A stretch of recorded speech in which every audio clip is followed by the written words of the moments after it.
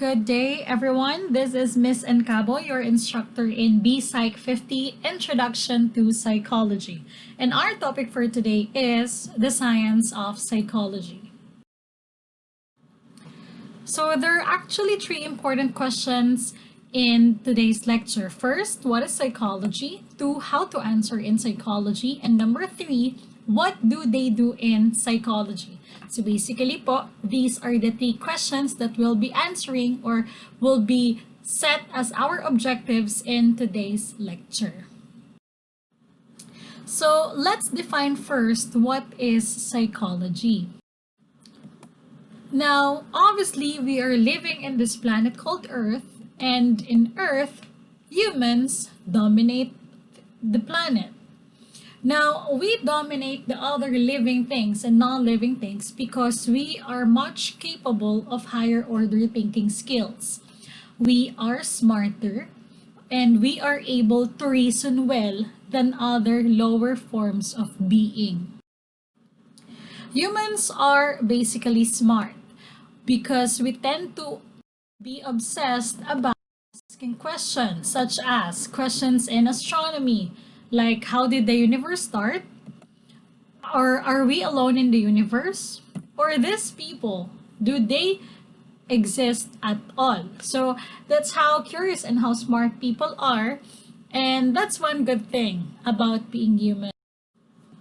Also in medicine, we have questions such as, is there a cure for cancer? In physics, like how is gravity discovered? And in religion, like how do people get to have many religions if they only believe in one God? So you see, people tend to ask a lot of questions, and that's how makes us even smarter than other living organisms.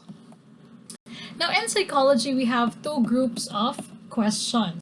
Questions about thinking or emotions or the mental events, or I personally prefer it to call as the loob. So, the loob, meaning ito yung mga bagay na hindi natin nakikita at hindi rin natin nahahawakan. Ano ba yung mga example ng mga bagay na hindi nakikita at nahahawakan? One is lowering stress, increasing self-esteem, overcoming fear, and improving intelligence. So, kung mapapansin nyo, itong apat na to ay mga konsepto na kung saan hindi natin nakikita or nahahawakan dahil nasa loob lang sila or sila ay mga mental events lamang. Lowering stress, ang napapansin kasi natin would be the reaction of the person feeling under stress. But yung stress mismo, hindi natin sila nakikita or nahawakan. Same goes with self-esteem. Same goes with fear. Ang nakikita natin ay yung taong natatakot. Pero yung takot, hindi siya nakikita or hindi siya nahawakan. Also with intelligence. Yung intelligence, hindi natin siya nakikita. Pero ang napapansin natin would be the behavior of the person who is intelligent. Second group of questions is about behavior, or we call it the action. Again, I prefer it to call as the labas. So, the labas meaning ito yung mga bagay na napapansin natin or nakikita na, nahawakan. Why do people become aggressive, suicidal behaviors, and best parenting style? So kung mapapansin naman ninyo, itong tatlong concepts natin, being aggressive, suicidal behaviors, and parenting style, ito naman yung mga nakikita at most of the time, ginagawa siya or maaari siyang hawakan, tangible. So, aggressive. Aggressive is actually one of the symptoms of a disorder. Ayan, yung pag-aamok. So, bakit siya naging agresibo? Bakit siya nang aaway? So, these are the concepts na nakikita natin kasi ito ay mga behavior or action ng tao. Same goes with suicidal behaviors. Ito ay napapansin madalas sa mga kliyente or mga pasyente na may mga laslas sa mga braso, may mga pasa, o di kaya naman naririnig mo sa kanila because they tend to share their story. Also, last one is the parenting style. In parenting style, ito observable talaga. mapapansin natin to sa ating mga magulang. Minsan nga, mapapatanong pa kayo, hala, bakit yung nanay ng classmate ko ay napakaluwag niya sa anak niya? Bakit naman yung nanay ko sobrang higpit sa akin? 'Di ba? May mga curfew tayo. Hindi ka pwedeng lumampas ng 6 p.m., mga ganyan. Alam ng magulang mo dapat kung anong oras nasa bahay ka na.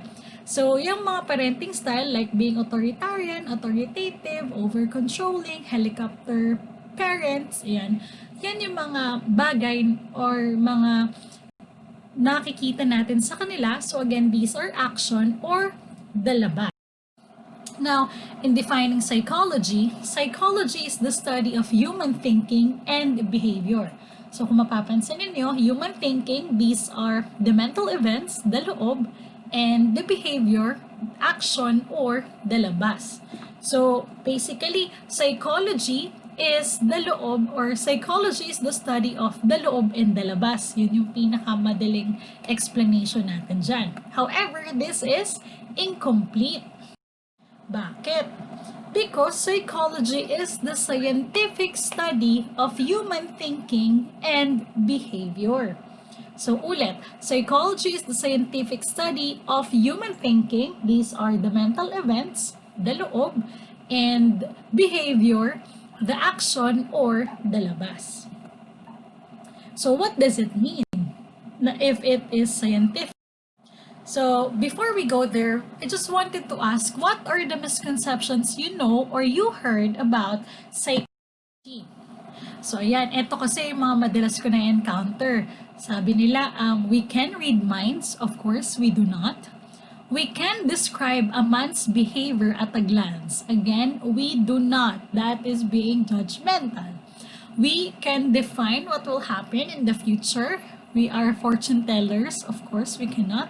And we can do mental telepathy, like reading minds, or minsan pa nga psychokinesis, you can move things using your mind. These are the things that we cannot do. Okay, these are misconceptions in our field or in our program. So, how to answer in psychology? Do we base on crystal balls? In palm readings? Of course, we don't. Do we base on our opinion? Of course we don't. Do we base on Bible verses? Of course we don't. So, this is in respect to other religions that you have, but psychology is a science, therefore, we use scientific method. Now, do you remember the steps in scientific method? So, I have ayan, the steps of scientific method. First one is observation. Number 2, problem identification. 3, hypothesis. 4, data collection or the research per se or the data gathering. 5th is the analysis of the results. And the 6th is the conclusion. Now, this is just the very basic steps in scientific method. But kung palalaliman pa natin siya, actually madami pa yan. Hanggang 12 nga yan. So, ito na lang muna yung simplest form na lang ng scientific method. Now, again, psychology is the scientific study of human thinking and behavior. Scientific because we use scientific method. Now, sabi ko nga kanina, we're using scientific method. So, I have here 2 samples of psychological conclusion that a research had way back in 2018. So, ibig sabihin, nag-undergo ito na yung scientific testing. Okay? And it's really up to you if you're gonna weigh point on this or you're gonna oppose on this. Okay? So, again, this is psychological conclusion. This is a research conducted in 2018 in the United States. So, it's really up to you if you are on it or not. So, first, married men are generally happier than single men. Sabi nila, in Tagalog, mas masasaya daw, karamihan daw sa mga lalaki ay mas masasaya kapag sila ay kasal na kaysa sila ay single pa. So, siguro, some of you are thinking, ma'am, di ba, mas masaya ang single because you don't have any partner, you could do what you want, You are free to do anything. You don't have to ask for others. We are thinking beyond it. We are thinking na because when you're married, you have your own problems, you tend to share it with your partner. Two heads are better than one when it comes to fixing problems or encountering challenges. Number two, children from broken families are more prone to depression. Again, this is just a disclaimer. This study conducted in 2018 in the United States. Now, in the US, these are very evident sa kanila. Hence, ganito yung naging resulta sa kanila. Children from broken families are more prone to depression. But here in the Philippines, if we're gonna apply it here, we kasi as Filipinos, we're very family-oriented, that even if you came from a broken family, it doesn't make you less of a person. Hindi yun gaano kawalan. Why? Because we have our grandparents, di ba? We have our titos and our titas who serves as our second parents. We have our mga pinsan na halos mga kapatid na rin natin. At ang Pilipino kasi, generally, makwento yan sa iba. You share your problems with your friends, with your relatives, kaya naman hindi tayo gaanong prone sa depression. Sadyang masasayahin ang mga Pilipino. So, ayan siya. Again, these are examples of psychological conclusion conducted in 2018 in the United States. Other information, psychology is not equivalent in psychiatry. Magkaiba po yun. Because psychology, dapat ang undergrad mo dito ay BS Psychology or AB Psychology. Tapos, magma-masters ka, masteral degree, tapos saka ka magtitake ng licensure exam para masabi na ikaw ay psychologist. In psychiatry, dapat po ang iyong pinag-aralan ay 4 years na pre-med or pre-medicine subject course, and then mag-undergo ka ng medicine proper, mag-undergo ka ng internship, and then residency, specialization, and then when you graduate, magte-take ka ng physician's licensure exam para masabi na ikaw ay psychiatrist. So, ikaw ay medicine pero ang specialization mo ay psychiatry. So, yan. Magkaiba sila ng approach. Bakit sila magkaiba ng approach? Because ang psychologist po, hindi tayo nagpe-prescribe ng gamot. Ang psychiatrist, sila ay may kakayahang mag-prescribe ng gamot because they have pharmacology as a subject. So, ano yung meron tayo na wala naman sila? We, psychologists, are capable of giving and treating clients with our therapies. Okay? With our specialization in therapy. So, yan yung kaya nating ibigay, and counseling. Mga treatment plan, yan yung binibigay natin sa kanila. In psychiatry, hindi sila masyadong nagbe-base doon. Medicines talaga yung pine-prescribe nila. So here's the example of the approach I was telling you about, the difference between psychologists and psychiatrists. So we have here a client who is actually feeling depressed. So before we clinically diagnose a person for having depression or any type of disorder, we always try to ask or provide them series of questions or a series of tests before we conclude anything. So, dapat ma-diagnose muna natin sila gamit yung mga tests natin. So, in psychology, we try to ask them or we try to describe the relationship between the client and the family, the parents, the friends, kasi baka merong mga conflict, internal conflict silang kinakaharap, kaya they feel depressed about it. Or may mga challenges sila na fini-face ngayon, or sabihin natin problems towards their family or family members.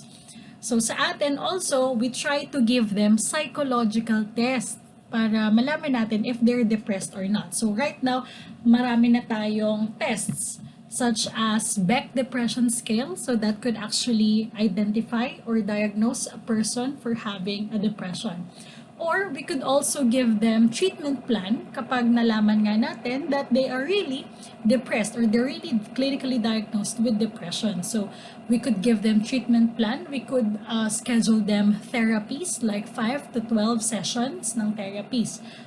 We could also ask them to watch a happy movie or to listen to a happy song para whenever they feel sad, they can alleviate their feelings. But obviously, we don't try to tell this to them kahit gaano pa kababaw or kalalim yung kanilang pinagdadaanan.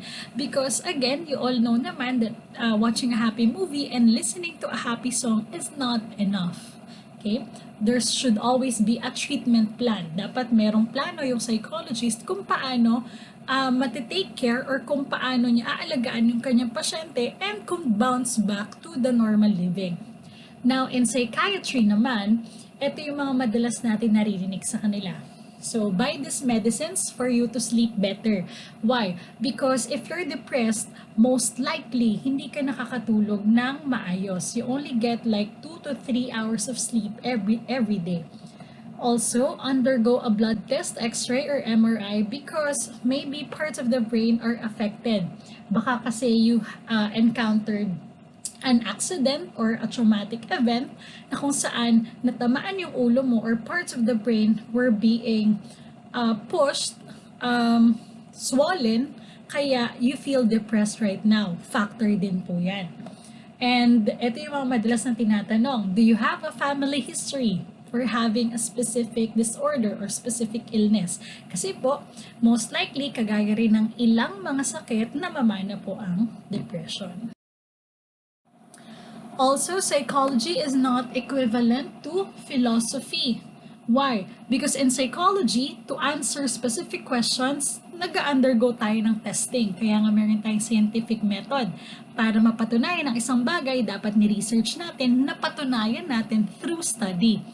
In philosophy naman, they use introspection. They use reasoning. Okay? So, they use moral and logical reasoning.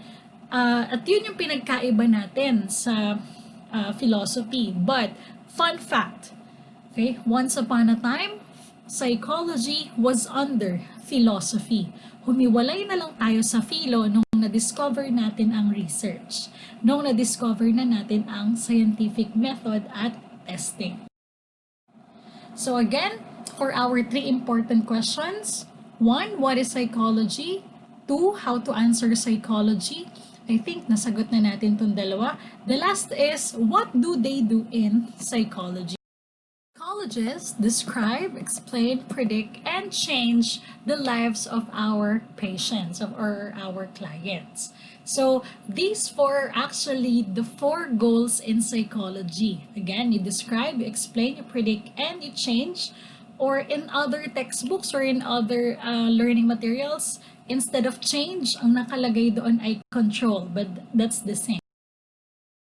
So describe. How do we describe and what do we describe? We describe intelligence, personality, strengths, weaknesses. How do we do it? By the use of psychological tests. Okay? So meron tayong mga tests na kung saan kaya nating ibigay sa mga clients natin or sa mga patients natin para malaman natin yung kanilang IQ level. Meron dyan namang mga test na kung saan nakakapag-identify ng personality trait mo. Yung iba naman, we have strengths na identify and at the same time, may mga weaknesses. At saan ito madalas na ginagamit? Madalas po siyang ginagamit ng mga nasa human resource department or sa mga pag nakakahanap ka ng trabaho, whenever you apply for a job, isa yan sa mga madalas na binibigay. IQ test, personality test, para malaman ng employer kung ikaw ay katanggap-tanggap doon sa pinag-a-applyan mo at paano ka relate sa iba with your personality. Ikaw ba yung tipo ng tao na mahiyain? So kung mahiyain ka, then hindi ka pwede sa marketing. Diba? Kung ikaw naman ay people person, ikaw ay adaptive, edi pwede kang ilagay sa mga lugar kung saan maraming tao. Kung ang personality mo ay being extrovert, yan, pwede ka doon sa mga sales, ganyan, marketing. Kung ikaw naman ay introvert, pwede ka sa guidance and counseling, pwede ka sa sabihin natin mga therapies. And actually, there's a combination of the two, the introvert and the extrovert. We call it the ambivert. Okay, so that's the balance between the two. And yeah, that's how we use psychological test. Hindi lang sa pag-identify if you're having a disorder, but also your personality, intelligence, strengths, and weaknesses. Second, we explain. We explain the whys. Okay, we explain the bucket in the lives of our clients. How do we use it? We testify in the court. So, most of the time when we testify to the court, ikaw ang psychologist ng bansang Pilipinas. Hindi ikaw ang psychologist ng kliyente. Okay, so wala tayong pinapanigan in both sides. So, we use this most of the time whenever we try to explain in cases such as divorce. Yan. So, kasi po sa mga kaso ng divorce, one of the requirement for a couple to be approved ng divorce is one has to be psychologically incapacitated. So, ibig sabihin, isa sa mag-asawa ay walang kakayahan na makabuhay at walang kakayahan na makapangasawa. So, mabigat yon na term, but that is one of the ruling sa court para maputol or magkaroon ng divorce yung couple. So, yeah, we also try to explain and we testify in the court in cases such as rape. Yan. Kapag ang isang kaso ay traumatic, so tayo yung nag-explain nun sa court. So, most of the time, may mga psychologists din po or mga forensic psychologists na uma-attend sa court to testify, and we call it as consultants. Also, we can predict. Okay? We can predict the survey on politics and also consumer behavior. So, pag sinabing politics, we predict the results in politics. So, how do we do that? Hindi naman dahil sa crystal ball, palm reading, or because we're fortune tellers. No, it's not like that. We predict by the use of research. So, we predict using tests. We go around and we try to survey. We do and we conduct surveys. So examples of this would be the politics, the recent politics na kung saan we were tapped to be surveyors and to conduct research kung saan sikat ang isang kandidato dun mag-undergo ng research para malaman kung anong percentage yung doon siya mananalo in a specific province or location. So kapag mababa ang statistics niya, magpapadala ngayon ng mga artista, magkakaroon ng mga program, magkakaroon ng mga gift givings para tumaas at yung kanyang popularity at yung kanyang statistics. So again, we predict by the use of research. Also, in consumer behavior, we conduct research and we predict what will happen. So, examples of this would be the leading brands such as Head and Shoulders, Safeguard, yung mga ganyan.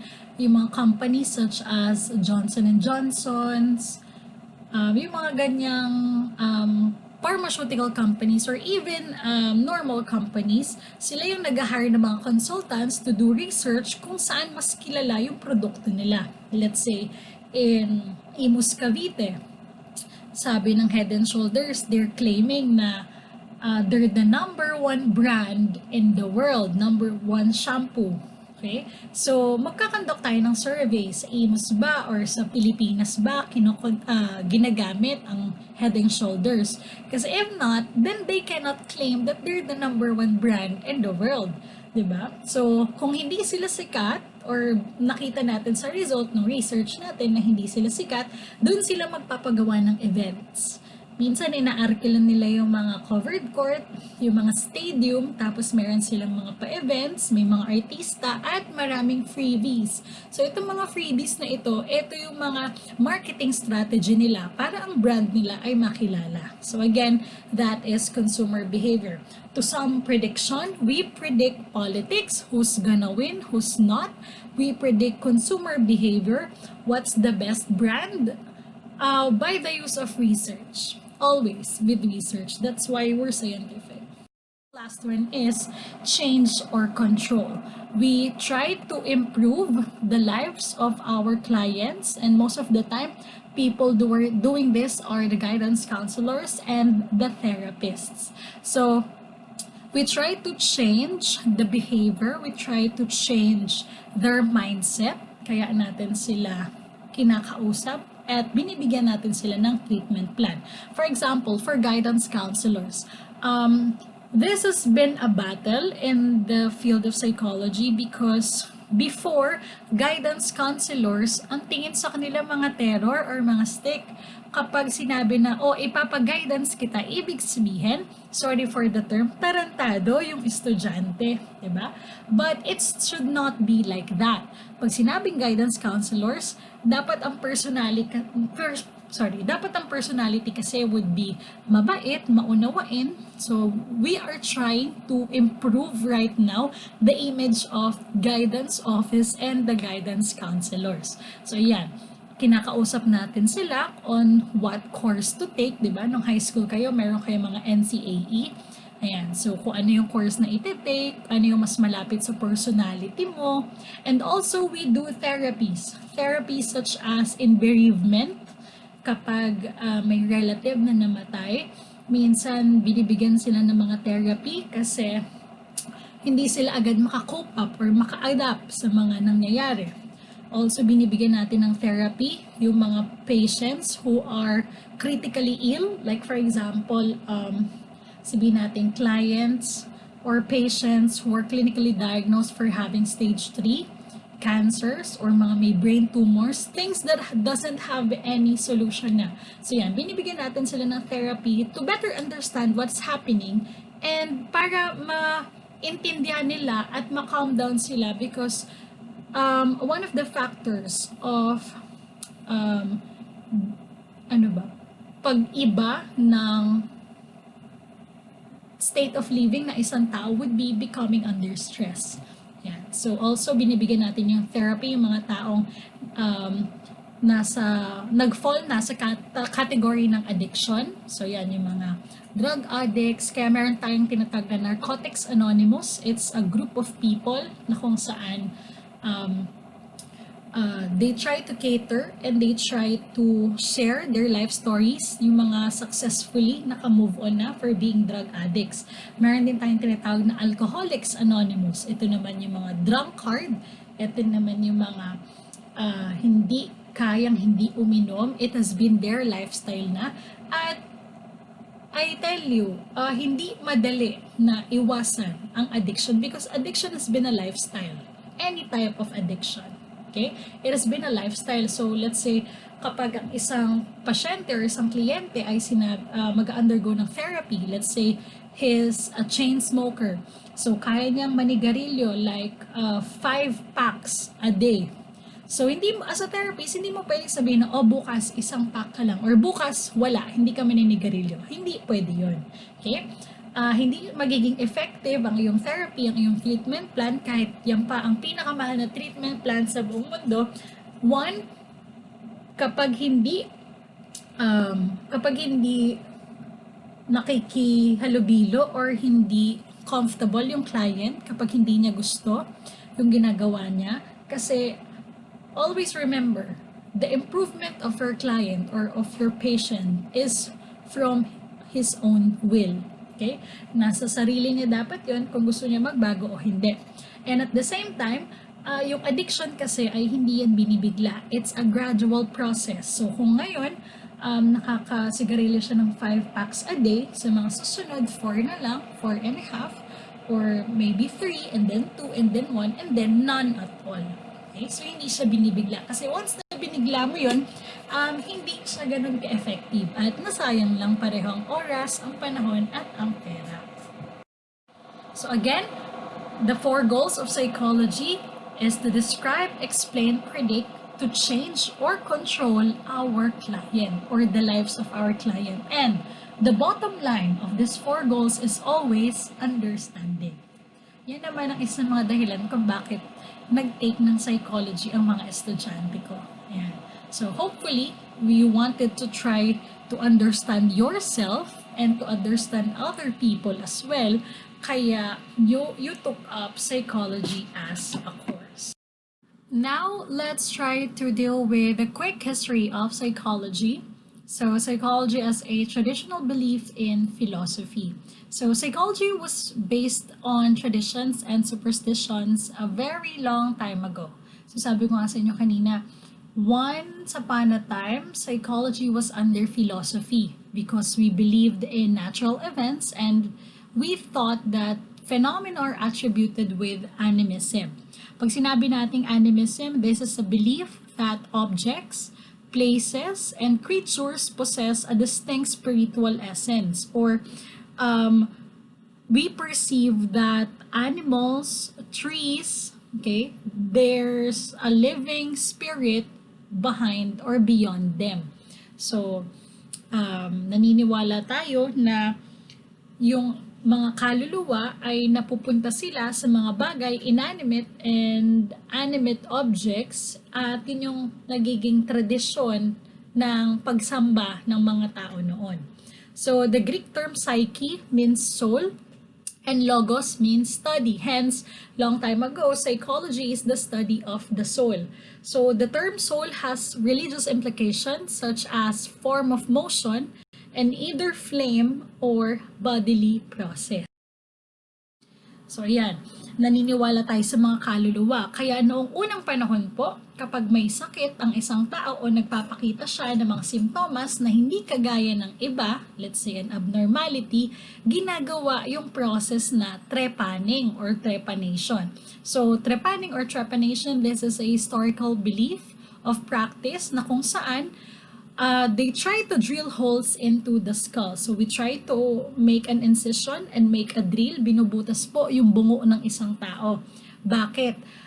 Kapag ang isang tao ay nagpapakita ng mga simptomas ng isang sakit na hindi pa nila nahanapan ng gamot o nalulutasan, binubutas nila yung bungo kasi ang paniniwala sa iyo noon ay may nakapasok na evil spirit. May nakapasok na bad soul. Kaya masakit yung katawan mo, masakit yung ulo mo, hindi ka magamot. At para lumabas yan, bubutasan ka sa bungo. So, all throughout history, marami ng mga na-discover yung mga archaeologists na mga skull na maraming drill sa ulo. And that is the ancient way or the historical practice of treating other people. So, ganun tayo maniwala noon.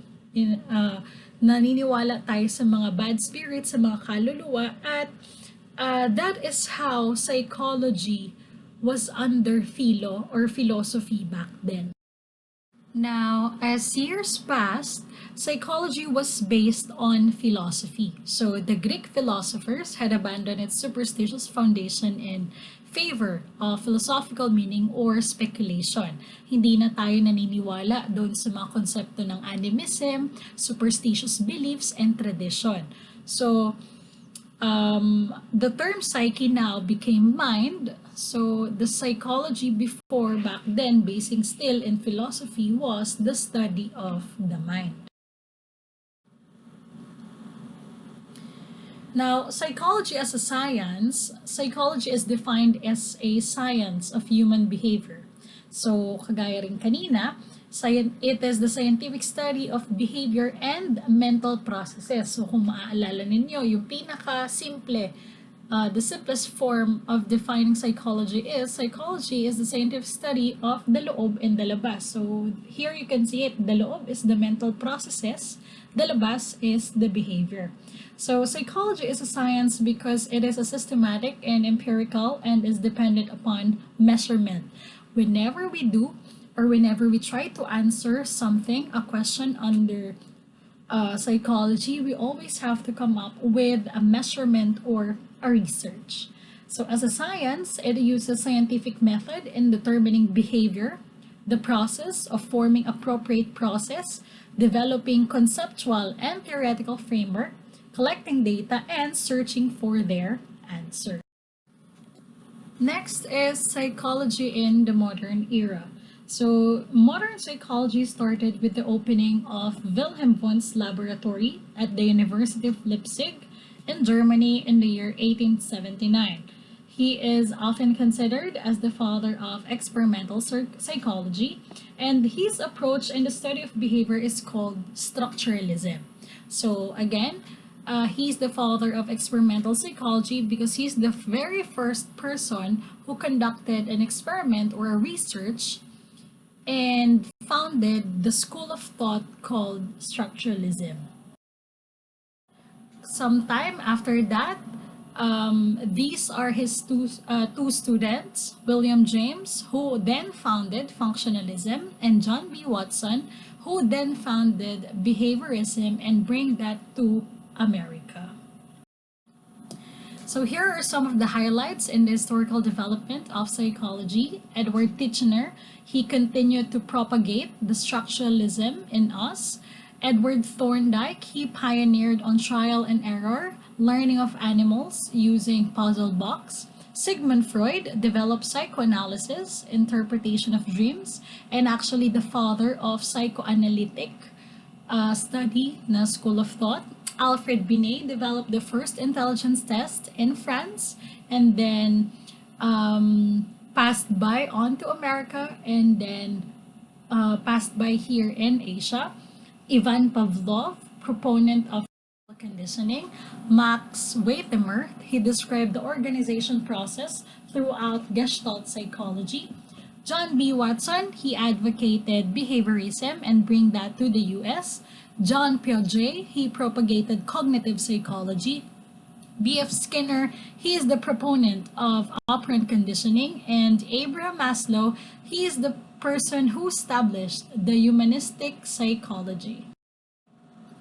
Now, the history of psychology in the Philippines in 1926, Dr. Agustin Alonzo, head of the Department of Psychology under the University of the Philippines, first founded psychology. So, nung dumating sa Pilipinas, ang psychology, tayo ay under ng behaviorism. So, yun yung school of thought natin because if you can remember in history, Americans brought us education at ang unang dinala na school of thought, pag sinabi nating school of thought, ito yung mga grupo ng mga tao na nag-aral ng specific concept in psychology would be behaviorism.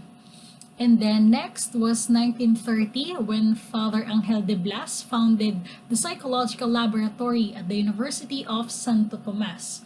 So, ayan, isa yan sa mga up until today ay kinikater yung mga reactions and responses ng mga clients. So, ayan, open pa rin po ang clinic ngayon sa UST. In 1955, Dr. Alfredo Lagmay, the chairman of the Department of Psychology, founded the very first and open psychology as a course at the University of the Philippines. And then in 1961, it was Father Jaime Bulatao. He founded the Department of Psychology at the Ateneo de Manila University. So right now, what we have is the Psychological Association of the Philippines, which was founded in 1962. So this is established exclusively for psychologists, psychometricians, and students studying psychology. So the aim of this is the advancement of learning, teaching, and research in psychology. So here's the school of thought I was talking about. So these are the group of people who study specific concept, and mamaya malalaman natin ano yung pinagkaiba. Ano ba yung pinaglalaban ng bawat grupo na ito? Okay, so let's start with the very first, structuralism. So structuralism was founded by Wilhelm Wundt and then therefore passed to his student Edward Titchener. So their major emphasis here is the importance of the thought process and the structure of the mind. identification of the elements of the thought. So, yung mga techniques na ginagamit nila would be trained introspection. So, pag sinabi nating introspection, this is the process of examining your own thoughts. So, you see, introspection pa yung ginagamit, hindi pa scientific method. Kasi nga, babalik ulit tayo sa history, once upon a time, psychology was under philosophy. So, obviously, the very first school of thought noon ay gumagamit pa ng mga concept at mga process under philosophy. Next one is functionalism. So, functionalism was founded by William James and John Dewey. So, si William James, nag-aral siya kay Wilhelm Wundt. Pero, sabi niya, iibahin ko yung akin. Iibahin ko yung concept ng functionalism. Sabi dito, the major emphasis is the importance of applying psychological findings to practical situations, the function of mental process, and adapting to the environment. So, ang technique nila dito ay of course introspection, kasi dun siya nagsimula, dun siya nanggaling, experimental method, and comparative method. So kung mapapansin ninyo, all throughout history, nadadagdagan at nagbabago po yung techniques of studying. So functionalism was founded by these two at the University of Chicago, and ang focus nila in operation or function is the conscious activity. So ano ba yung mga conscious activity? It is the thinking and the learning. Paano ba nag-iisip ang mga tao? Paano ba natututo ang mga tao? So, they conduct that using experimental and comparative method. Associationism, this is founded by Aristotle, Edward Thorndike, and John Locke. So, the major emphasis here is concerned with the concept that learning is the formation of bonds or connections in the nervous system. So, according to this group or to this school of thought, everything is learned through association or connection, because man is the greatest learner and he makes the greatest number of connections or associations. Next is the psychoanalytic theory. So this is specifically founded by Sigmund Freud, then passed to Carl Jung and Alfred Adler. So the major emphasis here is that the influence of the unconscious on behavior. So the importance of early life experience on personality development. So in here, they believe kasi na who you are today is because of your past experiences. So your past experiences, your childhood experiences, sila yung mga nag-mold sa'yo so kung ano yung personality na meron ka ngayon. And the techniques of studying here is individual case study of the patient. Another is the Gestalt psychology. So this is founded by Max Wertheimer, then passed to Wolfgang Kohler and to Kurt Kafka. So the major emphasis here is the importance of organization and context in the perception of the meaningful wholes. So ang technique ng pag-aaral dito would be perception experiment. Paano mo nakikita or paano mo ini-interpret ang isang bagay. So, isa sa mga kasabihan na importante dito sa School of Thought ng Gestalt would be the whole is more than the sum of its parts. Ibig sabihin, mas madaling makilala or makita ang kabuuan ng isang tao kaysa doon sa parts lamang niya. So, ganun din, kagaya ng sa tao, mas magandang pag-aralan ang kabuuan ng personality at behavior ng isang tao, hindi yung parts lamang ng gusto natin sa kanila. Next one is behaviorism. So this is founded by John B. Watson, then passed to B.F. Skinner and Edward Thorndike again. So the major emphasis here is the importance of objective, observable behavior in the study of psychology, the conviction that behaviors are mere responses to external stimuli. So the techniques of studying here are experiments, primarily on learning and often done with animals. So in behaviorism, madalas na pinag-aaralan dito would be the action, the effects ng isang study ng mga experiments sa kung ano yung mga reaction or responses ng mga subject. So subjects can be human beings and also animals. At most of the time, dito natin pinag-aaralan yung stimuli response theory. So, kung ano yung nagpa-react sa kanya, or ano yung dahilan kung bakit siya nag-react sa ganong mga bagay. So, that is under behaviorism. Humanistic psychology, this is founded by Carl Rogers and Abraham Maslow. So dito naman, the major emphasis is the importance of people's feelings, the view of human nature as naturally positive and growth-seeking, and faith in people's ability to solve their own problems.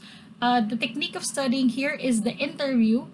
So if you're familiar with the Maslow's hierarchy of needs, so that is one of the best theories under humanistic psychology. Now, let's proceed to identifying what is behavior. So behavior refers to anything we do, think, feel. But there are actually two types of behavior. One is the covert. Ibig sabihin ng covert, these are the behavioral pattern known only to the person experiencing it. So pag sinabing covert, ikaw lamang ang nakakaalam.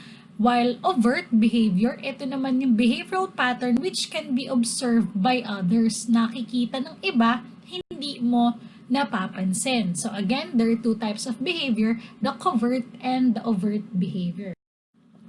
Now, there are two classifications of behavior. One is the conscious and the other one is unconscious. So pag sinabi natin conscious, these are behavioral responses and processes that are an individual is aware of.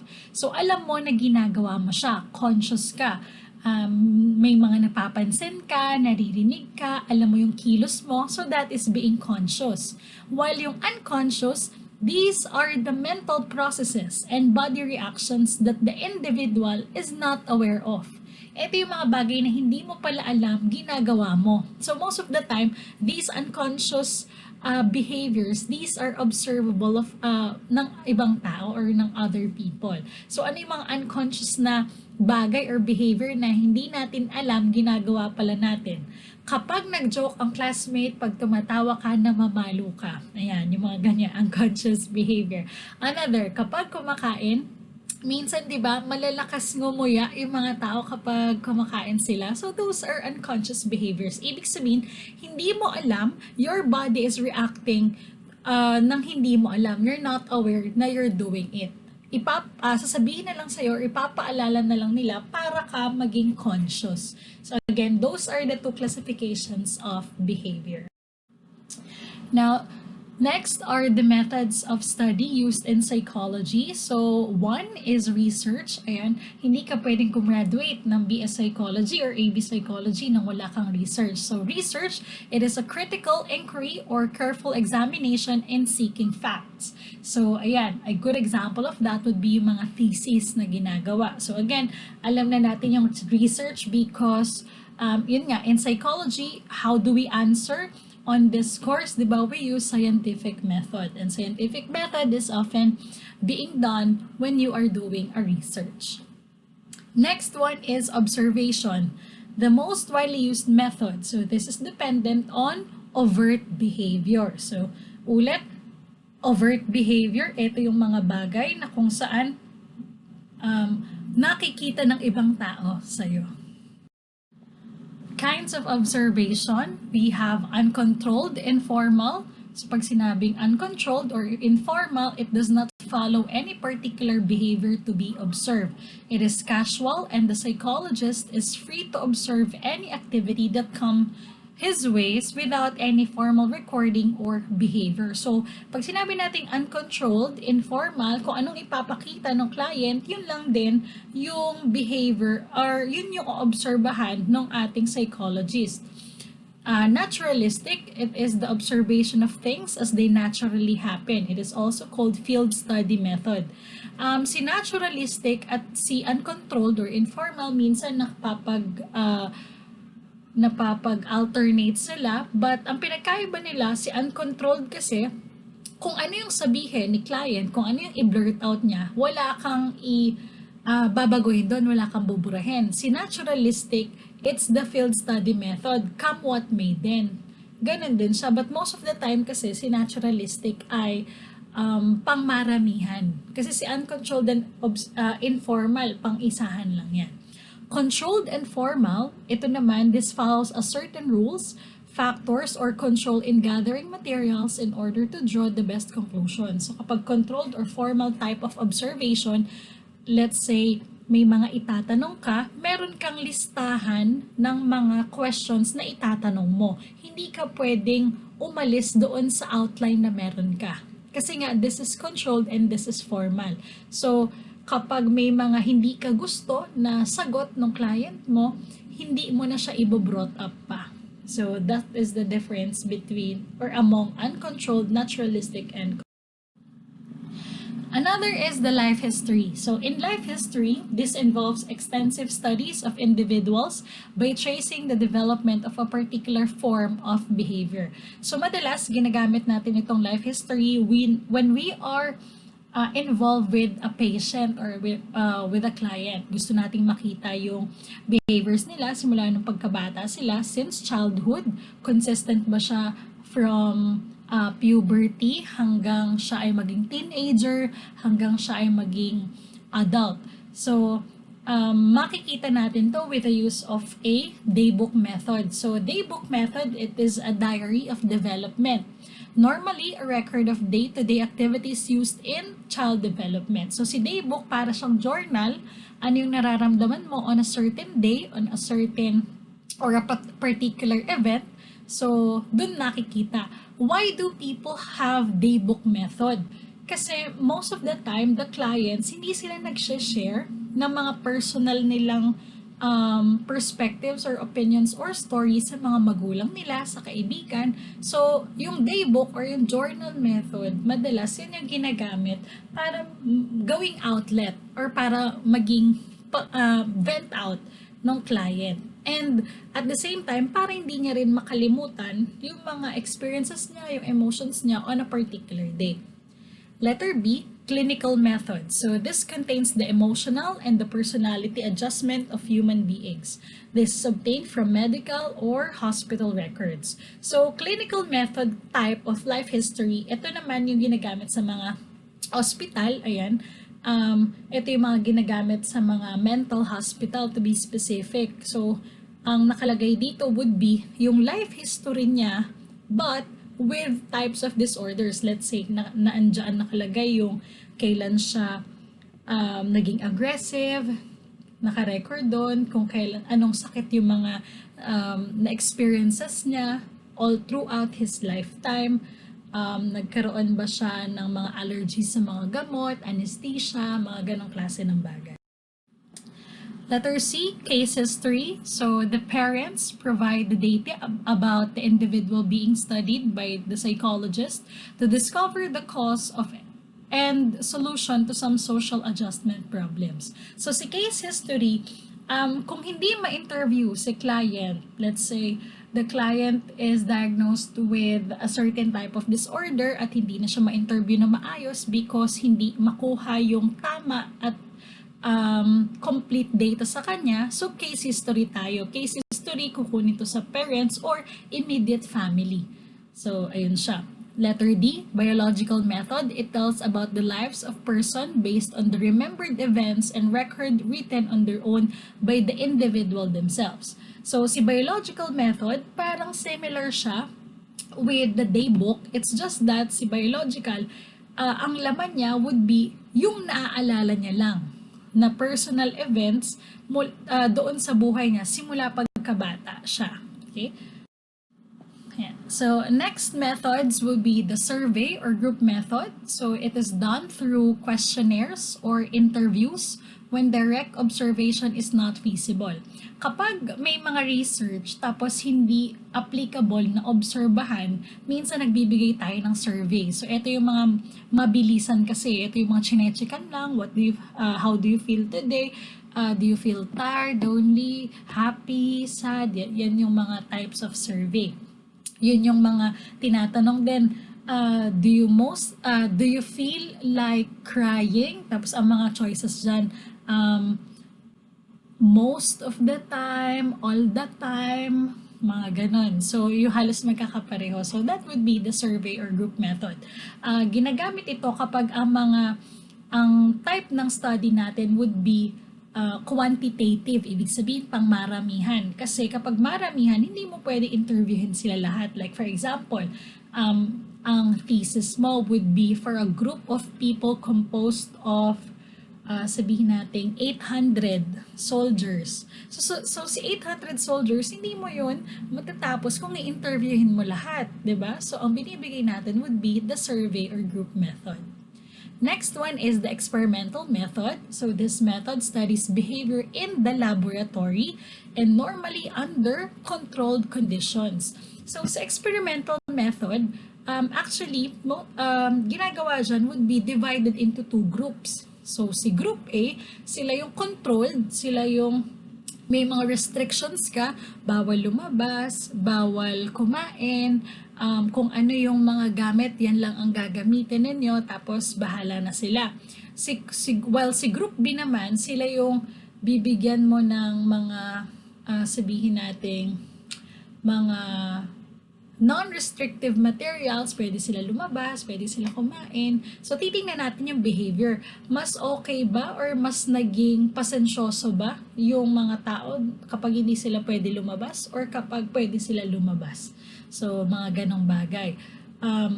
Another example ng experimental method would be, let's say, si Group A, papapanoorin natin sila ng pelikula, yung mga bata doon. Tapos, titingnan natin kung ano yung reaction nila, gagayahin ba nila yung napanood nila. Then si Group B, may mga bata din sa loob ng laboratory, pero wala silang papanoorin. So titingnan lang din natin kung ano yung behavior nila. So with that, yung isa controlled, may pinanood, yung isa hindi, wala silang pinanood. So titingnan natin yung pinagkaiba ng behaviors nila kapag controlled at hindi. So that is experimental method. Now, let's proceed with the fields of psychology.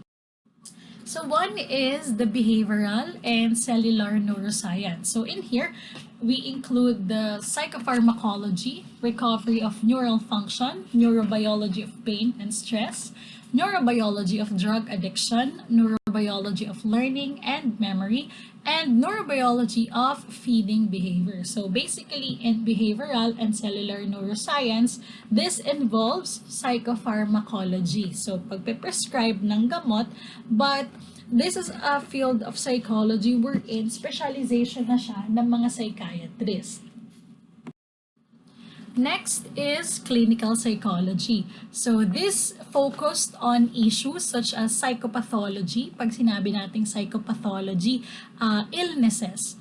Yan. So psychopathology of eating disorders and dissociative disorders, psychoneuroimmunology, assessment and treatment of couples, psychological assessment and test development, the interaction between reproductive and mental health, and cross-cultural aspects of theories and treatment of substance abuse and eating disorder.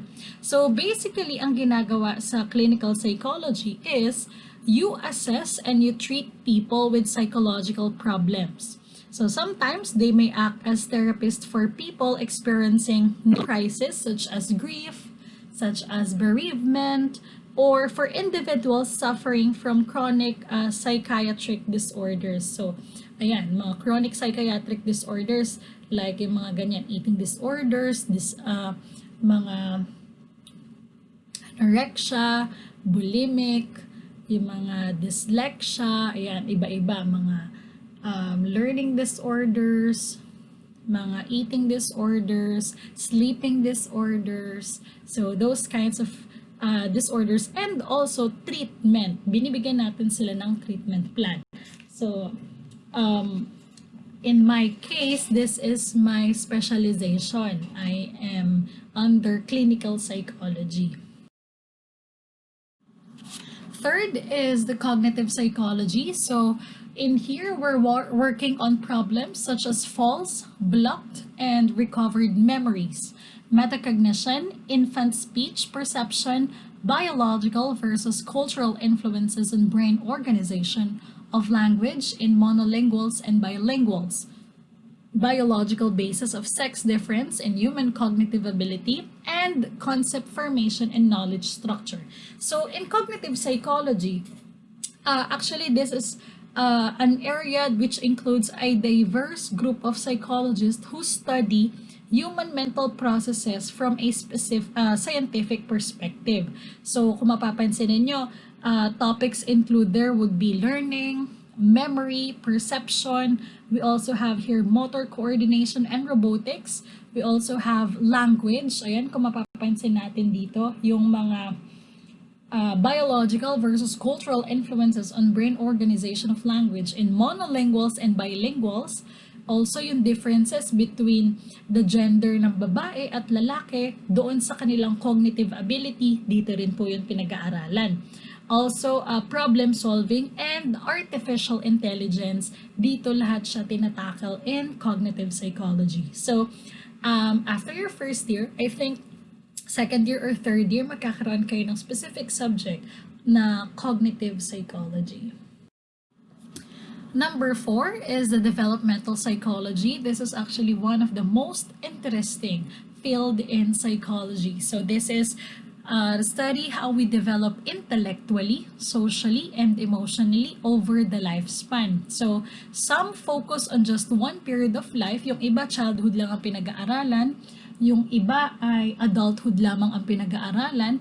But most of the time in developmental psychology, this is a longitudinal study. Pag sinabi nating longitudinal study, pangmatagalan kasi pag-aaralan mo ang personality ng isang tao mula pagkabata niya hanggang pagtanda niya. Titingnan mo kung consistent ba ang kanyang personality, consistent ba ang kanyang behavior.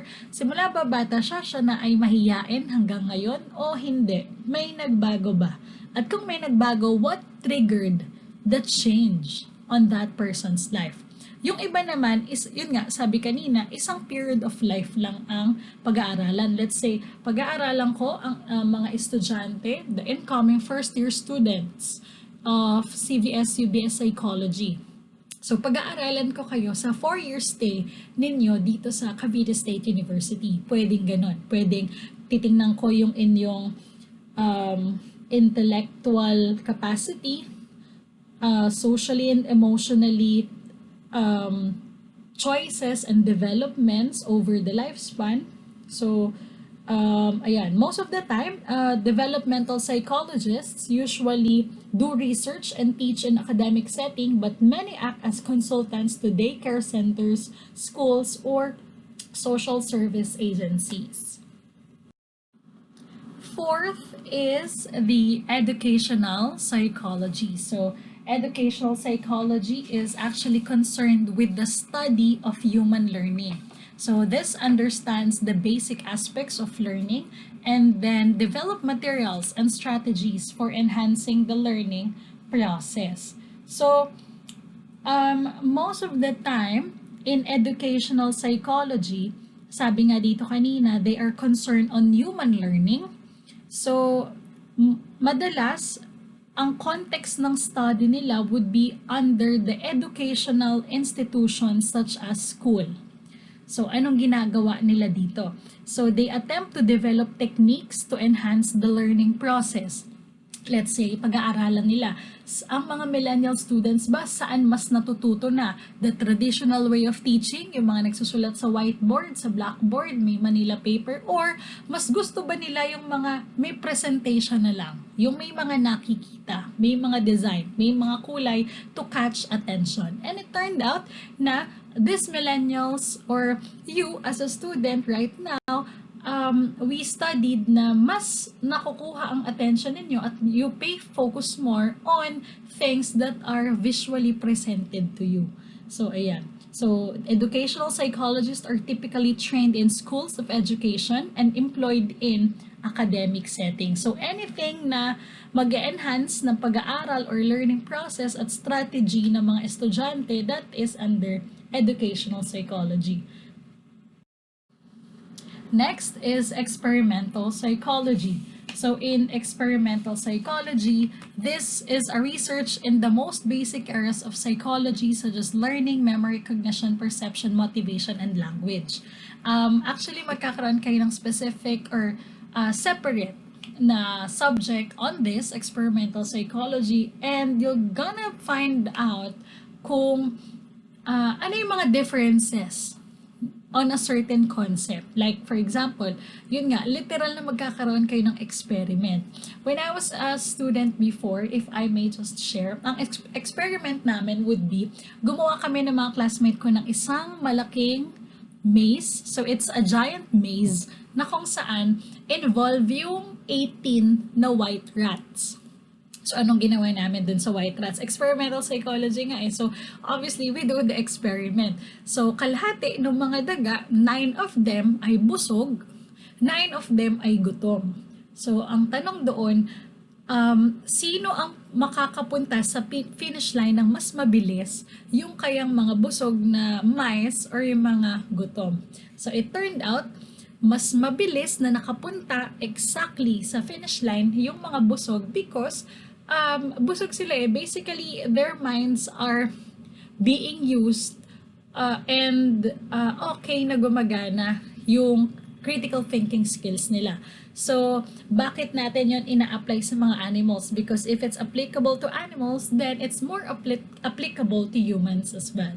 So, ganun din ang estudyante or tao kapag kumain ka right before your exam, mas may masasagot ka unlike to those na mga hindi kumakain or gutom kapag nag-take ng exam. So, ganong type, literal na experiment siya talaga. So, isa ito sa mga exciting na subject. At ang requirement dito ay research talaga. So, you will be grouped into, let's say, mga group of 5 or group of 7. Ayan, tapos magkakonda kayo ng experiment. Next one is forensic psychology, also my field of interest. So this is involved in analyzing crime evidence and aiding law enforcement agencies in criminal investigations. So they also participate in prison counseling or rehabilitation programs, and they may help legal teams involved with criminal prosecution. So, in forensic psychology, pinag-aaralan natin po dito kung bakit kaya kinocommit ng mga crime offenders yung specific crime ng paulit-ulit. Okay? So, let's say, bakit kaya yung isang murderer, bakit siya nakapatay ng 7 tao sa loob lamang, sabihin natin, ng 3 months? Okay? So, anong tumatakbo sa isip niya at bakit niya na-commit yung crime na yun? And why 7? Okay? So, what do they think kaya? Ano yung iniisip nila habang ginagawa yon, habang pinaplano yon, at kapag tapos na? Because studying those crimes and those sabihin nating prosecutions or evidences might help solve other kinds of law enforcement or other kinds of crime.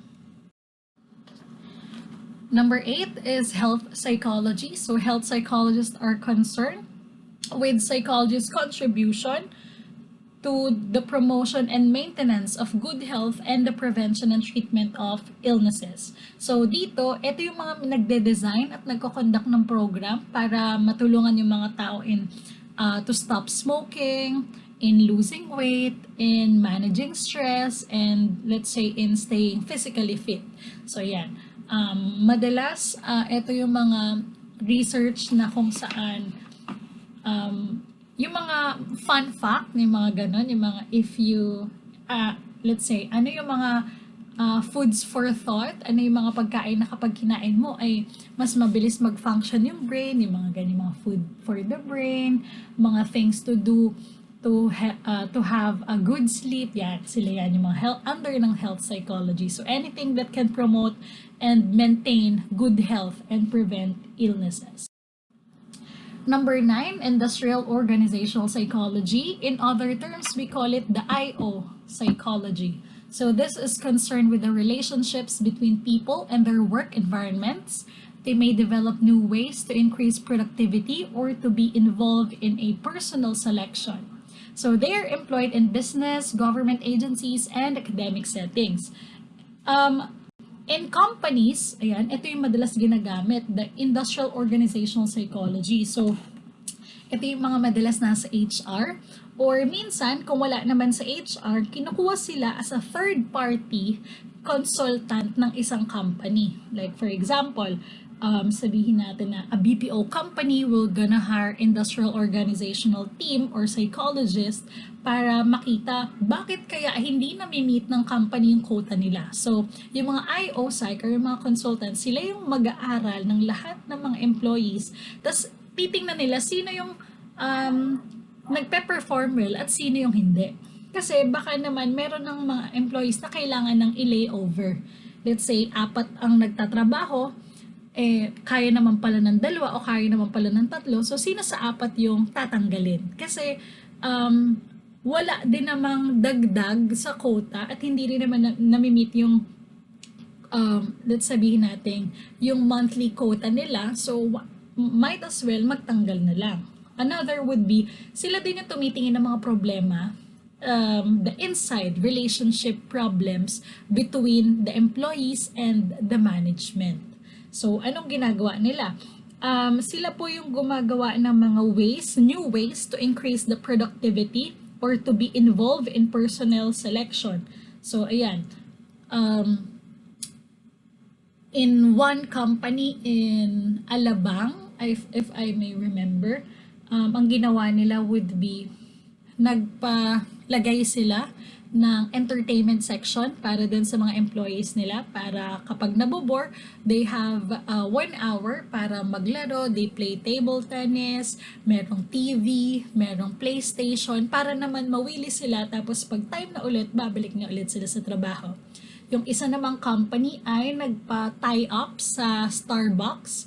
So, yung mga employees nila, like every day, merong free na 1 cup ng coffee para sa mga empleyado. Yung iba naman, mapapansin natin, yung may mga shuttle na dumadaan sa highway. So, libre na yung sundo at saka yung hatid para yung empleyado naman nila ay hindi na mag-abala pa to look for, transportation kapag papasok.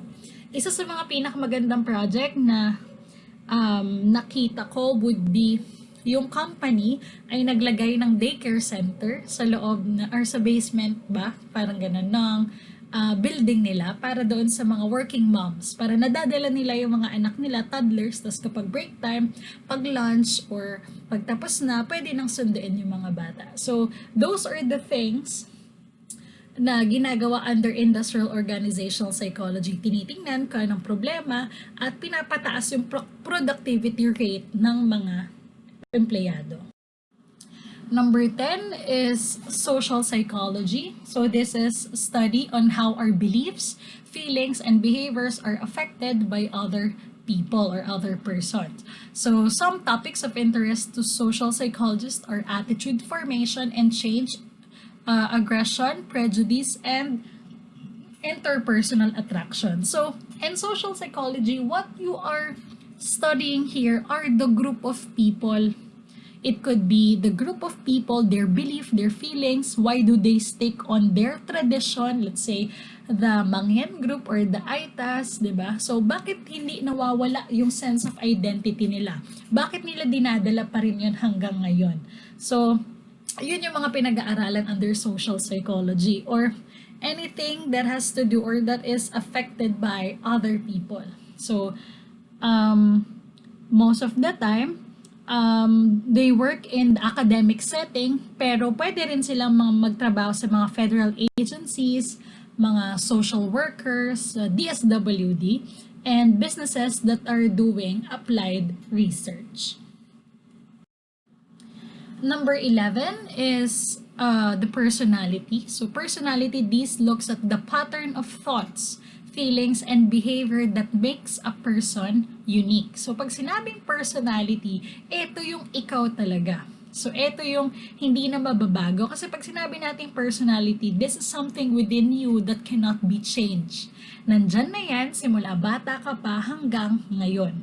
Well, maaari siyang mabago in terms of traumatic event, let's say, a big part of your life that made you change. But for some people or for others, yung personality nila, eto na yung unique sa'yo. Dito ka na nila kilala. Like, for example, yung kaibigan ko, his personality is pagiging meticulous in all aspects. Meticuloso siya sa gamit, sa pananamit, sa pagkain. Ganun na siya nung bata pa siya hanggang ngayon. Yung isa ko namang kaibigan, her personality is very jolly. As in, parang siya yung class clown. Pag wala siya, malungkot yung magkakaibigan. Kapag wala siya, parang matamlay, gusto mo na lang umuwi. Yung isa naman would be the shy type. 'Di ba? Yun yung personality niya. Pag tinanong, saan mo gusto kumain? Kayo, kahit saan, kayong bahala. She never gets to decide kasi nga mahiyain siya. Ganun na siya noon pa man.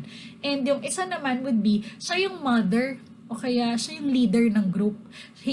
She gets to decide kung saan kakain. Siya yung magsasabi, magkita tayo ng ganitong oras. Tapos kapag may mga magtotropa o magkakaibigan, itatanong lagi sa kanya, oy, okay ba itong gagawin natin? So, parang siya yung leader, nasa kanya yung final say. At yun yung personality niya. Motherly kind of affection kasi yung binibigay niya sa mga magkakaibigan. So again, personality, this is something that is unique within you. This is the pattern of your thoughts, feelings, and behavior. At ito yung dahilan ka bakit ka naiiba sa lahat. Number 12, physiological psychology. So, physiological psychology, this is the study of physiological correlates of behavior. So they study both very basic process, how does the brain function, and how does the brain affects your behavior, and more readily observable phenomena. So, most of the time, pinag-aaralan dito, ano yung correlation ng utak mo doon sa behavior na ginagawa mo? Paano sila magka-connect? Ano yung mga bagay na, or mga dahilan kung bakit mo ina-act or kinikilos yung certain na bagay na yan, dahil ba yan doon sa brain changes or sa mga brain activation na meron ka sa isip mo or sa utak mo. Number 13, school psychology. So school psychology, this involves in enhancing the development of children in educational settings. So they assess children's psychoeducational abilities and recommend actions to facilitate student learning. So yung kanina is educational psychology, di ba? Pag sinabi natin ulit educational psychology, ito yung mga ginagawa ng mga psychologist para ma-enhance yung learning capability ng mga estudyante. Sa school psychology naman, ang tinitingnan natin dito ay we try to assess, okay? We involve in enhancing the children's educational settings. So, ina-assess natin dito yung kanilang abilities at yung kanilang student learning. So, most of the time, tinitingnan natin yung intelligence level nila, chine-check natin if they have learning disorder, yung mga dyslexia, yung mga may problema sa numbers, may problema sa words. Kung napanood ninyo yung movie na Every Child is Special, so yun, that is one good example of improving and assessing child's psychoeducational ability. Kasi ipinapasok siya sa normal school when in fact special child pala siya. Ibig sabihin, he has the different abilities, okay? Na hindi nawala yung iba na mga estudyante, but nag-excel siya into drawing. So, ayun po. So, ayan, they often act as consultants to parents, teachers, and administrators to optimize the learning environment of specific student. And lastly is the counseling psychology. So this focus more on person with adjustment problems rather than person suffering from severe psychological disorders. So, in counseling psychology, ito po ay madalas na nakikita natin sa mga eskwelahan focusing on students and also employees. Ayan. So, ang focus nila dito ulit ay adjustment problems than psychological disorders. But, syempre, if a student is suffering from psychological disorder, alam din nila yung gagawin nila. So, counseling psychologists do many of the same things that clinical psychologists do. However, counseling psychologists tend to focus more on the adjustment. So they may be trained in psychology departments or in school education. So yung mga bullying, yan yung mga madalas na na-encounter natin sa counseling department. Bullying, pressure from the family, personal problems, love life, academic problems, yung mga may mga nagbibigay ng pressure sa sarili or yung family nagbibigay ng pressure sa pag-aaral ng anak tapos hindi niya na-meet yung requirement. Yun, so the student felt na hindi siya okay, mahina siya. So, ayan, binibigyan natin sila ng mga counseling, ng mga talk therapy para mapag-usapan kung ano yung problema nila at kung paano siya masosolve ng estudyante, kung paano niya makikita yung brighter side ng mga problema nila. So again, that's it for the science of psychology. Now, I hope that you get to learn a lot from today's lecture, and if you have questions, you may want to write them down, and pag-uusapan natin lahat ng hindi clear sa inyo on our video conferencing, on our Google Meet meetings. So, ayun po, maraming salamat and have a nice day. Thank you.